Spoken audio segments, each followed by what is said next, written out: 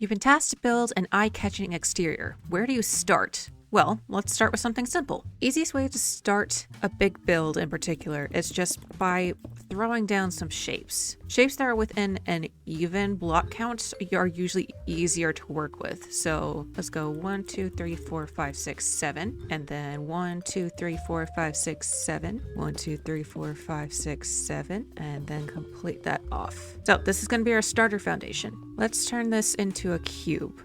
1, 2, 3, 4, 5, 6, 7, and so on and so forth. Now I've got a cube. Now a cube by itself can be eye-catching depending on what you're surrounding the cube with, but let's say we were going for more of a realistic kind of a build. So how do we make this cube look more eye-catching? Easy way is to add another cube. Now you're going to notice that these are not lined up with one another, nor are they the same size, because asymmetry is a lot more eye-catching than symmetry in some cases. So no matter what position from which you look at these, there's always one overlapping the other in some way, which means that it's going to be eye-catching from all angles. Now, how else can we make this more eye-catching? Well, these are the same shape, so let's add another shape. Spheres are a guaranteed way of catching someone's eye, because in a world full of blocks, a sphere is somewhat of a welcomed break to that pattern. That's why you see so many builds out there with domed roofs or circular windows, things like that. Now, all of these shapes look incredibly disconnected. How could we connect those together? That's where the roof can come in. A-frame roofs are always a good fallback when it comes to needing a roof for your build. However, in this case, the A-frame kind of takes away from the sphere instead of accentuating it. So we're going to play around with a different kind of roof style. And hey, your opinion might be different. You might think that the A-frame complemented the sphere completely fine. I, however, have a different taste than some of you do. So I'm going to play around with something that fits with my taste. There's no such thing as the wrong kind of taste. Everybody has different opinions on so many different things. And my opinion on this roof is that it is the wrong way. It needs to be 3 and 3 and 3, not 2 and 2 and 2. Much better. Okay, I like that better. Seeing this now, I think I need to add one more shape to this build to add just a bit more variation. The cylinder here is now blocking out the other square that we had over there. So I'm thinking I should pull this out more into a rectangle. There we go. That's a bit better of a silhouette. And what about from this side? Once we get a roof on the cylinder tower, then hopefully the shape will come together a bit better. What kind of roof can we do on this tower to make it stand out more? Nothing round because we've already got the sphere right there, but nothing too flat. Otherwise, it's not eye-catching. Maybe somewhat of a medieval kind of tower. There's something sticking out here. And the walls. And maybe we can add a little bit of another tower right here. Nah, we'll keep it simple for now. And then roof for that side. I don't think I want to do just the slanted roof that I did on that one. I think I want a bit more variation. Maybe we can play around with a different kind of shape. Kind of roof shape that I haven't done before. Ooh. Okay, experimenting, kind of curvy. Ooh, okay, I kind of like that. It looks like the building has a tail. I don't hate it. Okay, we're gonna go with that then. Let's curve it back around on this side, something like that, so it goes into the curve of the sphere. Another thing that you are always going to want to check when you're doing builds is that they look good from every angle. But of course, there's always that one side that can look better than the rest of them because that's the side that you're taking the picture on. I've done that way too many times. Next, window placement. Where you put your windows is where the eyes are going to go across the build. You have to be very purposeful about where you put your windows here, because where the windows are where the eyes are going to look. While we can have a window right up here to draw out the eye to the roof of this tower, we can't just scatter the windows all the way down this tower. Otherwise, the windows are no longer special. It's just window, window, window. Oh, look, there's also a tower. Especially because if you have a window right here, if we had a window right here, this window is no longer special because there's already a window right there. So we need our windows at different heights to keep the eye moving. So we could probably have another window right here to keep the eye moving from this part of the building up the tower, but not a window right here. Because if we have a window right here, then this window is no longer special unless it's at a different height. But even then, you have to be very careful. Different window shapes as well as different window placements can just as easily move the eye as different building shapes can. Same with doorways. Where do you think the front door should go on this build? Well, let's block in these windows again real quick. In fact, let's fill in all of these walls. Where should the front door go? We want the front door to lead you through searching the exterior of the building. In some cases, that may mean putting the front door just smack in the middle of the frontmost part of the building. In other ways, that could be my preferred way of putting the front door in the deepest part of the exterior. The part that's farthest away from the furthest front of the building, because in searching for the doorway, you wind up searching the entire exterior to find the doorway, especially if you have windows in good places like that or that, even some of that. Of course, you have to keep your interiors in mind when building your exterior. That's another main thing when trying to find windows in your build, is how much light gets through to the rooms that you need the light in. So let's put another window here, maybe one right there, and then let's do one right there, and a couple right here. Actually, no, they should probably be taller. Let's scooch out here and see how that looks. I don't like the window right there, so we're gonna scooch that out of the way. And then what about if we did bop, bop, bop? There we go. Okay, that gives a lot more character to it. What if instead we did 3 like that? I like that better. This guy is gonna need a window as well. And what about this?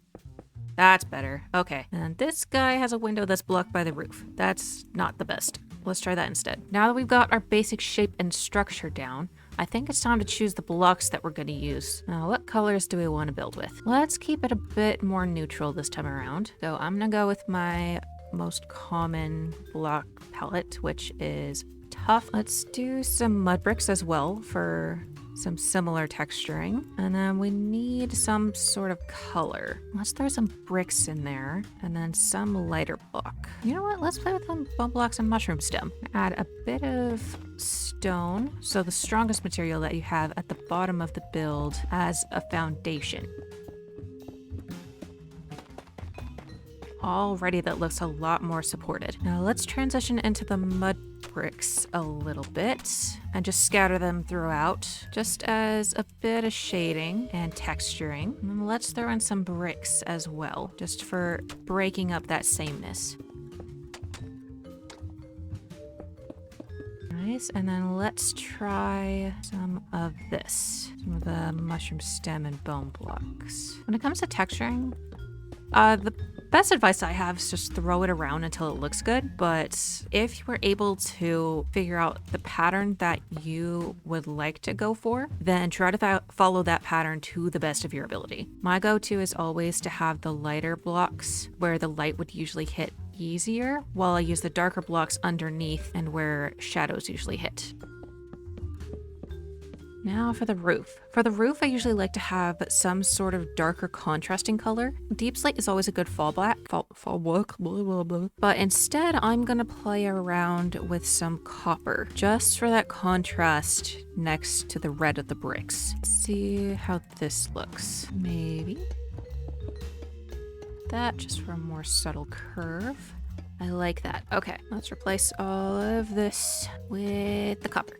I think the problem is that all of the roofs are the same material. That one in particular doesn't have to be that material. So let's switch these out for some bone blocks and see how that fixes things. There we go. That's a little bit better. So you might have noticed I don't have any wood accents on this thing. That is because I was saving the wood elements for the detailed aspect of this build. We're gonna do a little bit of that. Let's throw in some dark oak elements as well, just in case. So the detailed aspects are the trim, sometimes the foundation, variation if you have one, landscaping, paths, shutters, etc. Start with up here real quick. Add a bit more support. Let's add some trapdoors here. Maybe some of this along the sides of the window just to keep it moving. Again, this is one of those contrast blocks that's gonna keep the eyes moving. You don't see spruce anywhere else other than in the details. Let's change these to stairs so it frames that window a little bit better. What about this? Is that too much?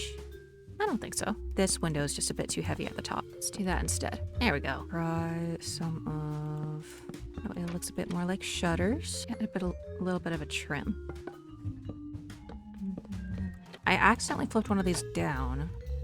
I actually like that better. Nice. Okay, yeah, because it extends out the tower a bit, just subtly. So it looks a bit more supported. In fact, what if we used that more and actually moved these down? What do you think of that? Yes, I like that. Okay, and then what if we did this? Yes, okay.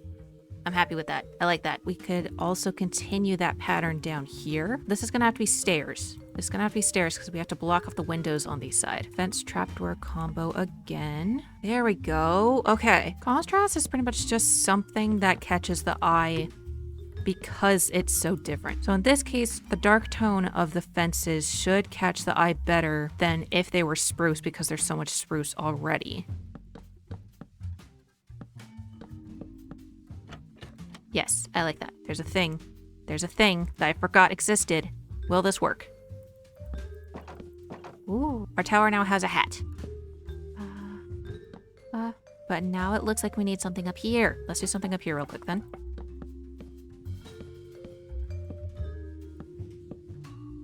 Let's change these to slabs again for some more support. This is where I really get bogged down, is when the details start coming in. So many possibilities. One trick I like to use for windows is adding fence gates and then opening them up to look more like separated windows. It's especially useful when you don't have that framing like you can for these kind of windows, if they're just on the edges here.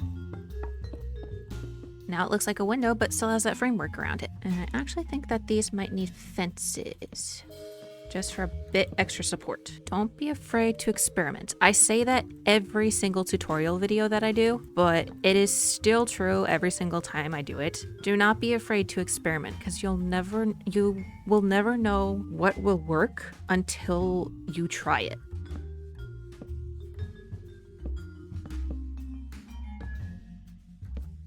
Another thing I like to do with things like awnings is adding fences underneath just to add a little bit of extra support. And maybe making it sag a little bit in the middle or even on the sides. Trapdoor variation is a very easy way to draw the eye. So what I'm working on in these clips is what is called framework.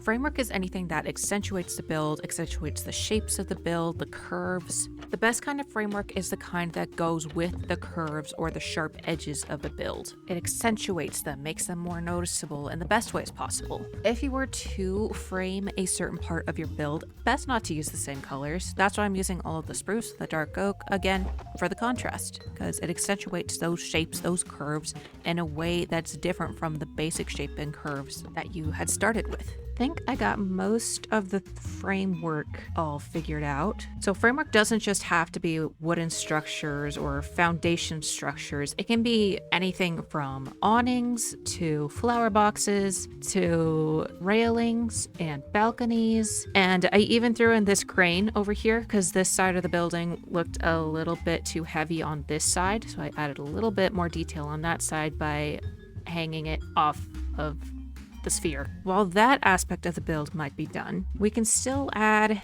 even more detail by adding just a little bit more natural aspects to it. I'm gonna add a little bit of green to it, just here and there. Maybe some blue and white. Blue specifically to contrast against the bricks and to complement the copper a little bit. Down here for the more shaded plants that don't need quite as much sunlight. You are tall. Why are you tall? Don't be tall. Maybe even some loose boxes here and there. And speaking of loose boxes, it is now time for my favorite part of the detailing, which is the clutter. Clutter is especially good for very dynamic builds. So settings where there's lots of people moving from here and there and everywhere else, where things would more commonly pile up.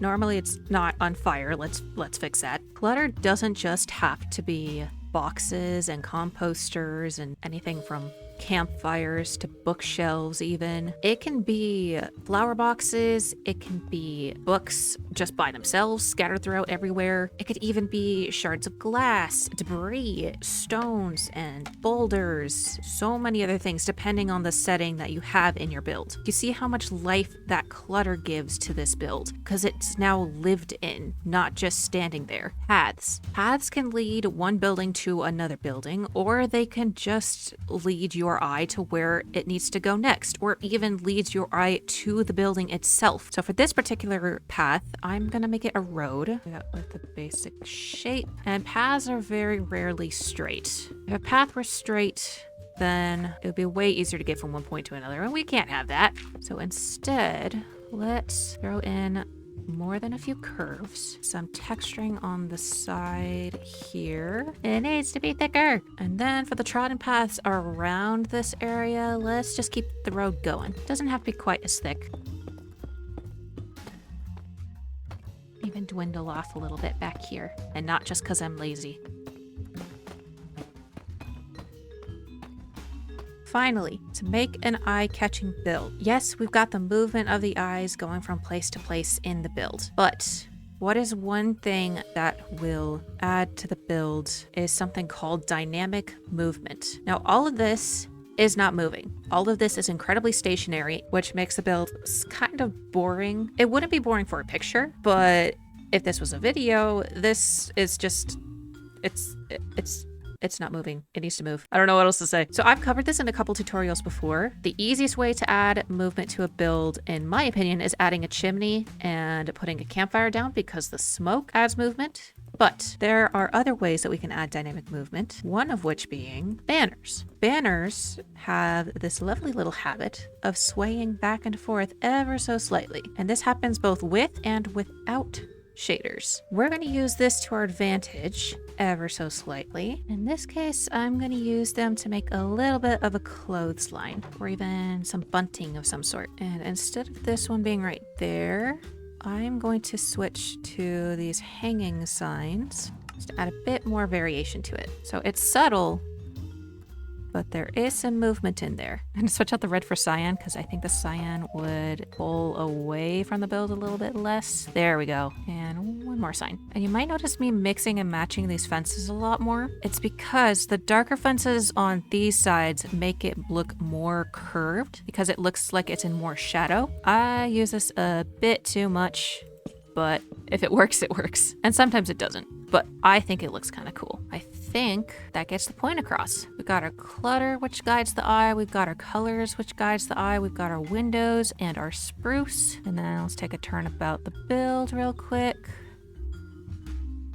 Looks pretty good. I think we did pretty well. What do you think of this? Yeah, I like that. Okay, I could keep touching this forever, but I think we need to stop. When it comes to the detailing phase, it can be an absolutely never-ending phase. I could keep adding on to this for hours and hours and hours, but it's already been so long, so I think it's about time that I wrapped up this tutorial video. Quick summary. Start with your shapes, build out from there, make sure that not all of the shapes are the same. Don't be afraid to experiment. Make sure the windows, the shapes, and the colors guide the eye where you want them to. And know when to stop when doing the detail phase, because again, you could just keep throwing details at this thing and it would just keep getting better and better, or it could just get overcrowded, kind of like what I did here today. But you know what? To each their own. Find your style, find your taste, and above all, have fun doing it. I'm really happy with how this turned out. I had no idea how this would turn out. This was a very off-the-cuff build for me, but I'm really happy with it. So thank you for joining me for that. Thank you guys so much for watching me today. I hope this tutorial helped you. If not, then I hope you are able to find the tutorial that you need. Make sure you guys go eat some food, drink some water, and go touch something outside if you can. Let me know what tutorial you would like me to teach next, whether it be a plot structure video or something else entirely. And I will see you guys in the next episode. Goodbye! I love you! I need to use this roof for something else. That was fun. Play with roofs. Play with everything. Love you, bye.